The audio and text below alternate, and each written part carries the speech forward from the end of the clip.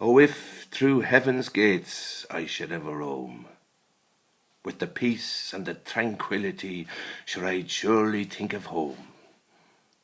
But when I remember poor old Adam as he ate the forbidden fruit, I think of Carrigallen and the Cornmill Theatre Group. The finest bunch of people, or so the story goes. A talent to them comes not from God above, but through the Guinness tap it flows. Do you remember the first night up in the old school when we decided to do a play? I know 'twas the start of something I'll remember till me dying day. We all went for our different reasons, but each to play a part. Do you remember sitting around on the radiators, trying to warm your arse? It was a change of lifestyle for most of us who'd never been on the stage before, but Gus Ward, with his patience and his charm and his wit and his odd timely roar, he moulded us and he guided us into something fine and grand. Now, we might never make the gaiety, but we made the best tinkers in the land. After months of preparation and the odd embarrassing kiss, a shower from County Cavan were added to the list, and they brought with them as only they could bring their music and their song and their dance. And one of the lads said, "Jez, there's the right bit of talent," and I said, "Now's me chance." We moved down the road to a much bigger stage where positioning and choreography were all the rage. We were going well, we were as good as we were going to be, but then one night disaster struck. "Are those fecking scripts I see?" I know, Jesus, after 3,259 rehearsals and everything going fine, the two most experienced actors didn't know their lines. It was an emotional night in Carrigallen when we first put on our show. They were talking about it for weeks before. Even me old fella said he'd go, and he was impressed. In a funny sort of way. He said, "Son, it's a grand way to spend an evening, to go and see a play."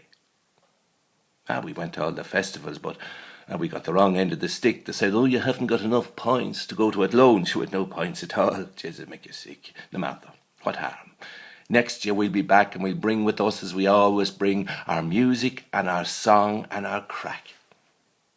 13 nights on the road, 'twas enjoyment from the start, till we went to St. Patrick's College in Cavan and someone let a fart. We brought the house down. It must have been blue down. We brought the house down in the scene where we went to rob the loot, but it was long before that the trouble started. They say it was Cathal Farley blew it. Now, excuse me if I get a bit emotional or I begin to lose me rhyme, but there's something I want to say that'll stand in time, There's people who knock the arts and say, "Oh, the theatre was built at a loss," and the begrudgers that begrudge anything that was ever built by Foss. Well, they wouldn't understand. No, they wouldn't even care about that something special, that something very rare. Call it entertainment, call it what you will, but as my old fella says, it's ozone friendly and it doesn't kill. What I'm trying to say is, a lot of people came to Carrigallen to the Cornmill Theatre. They came to see a show, and I heard them laugh and clap and cheer. I seen their eyes aglow. We lifted the odd heavy heart and we made people forget the rain. And for a couple of hours they were happy, and they'll all be back again.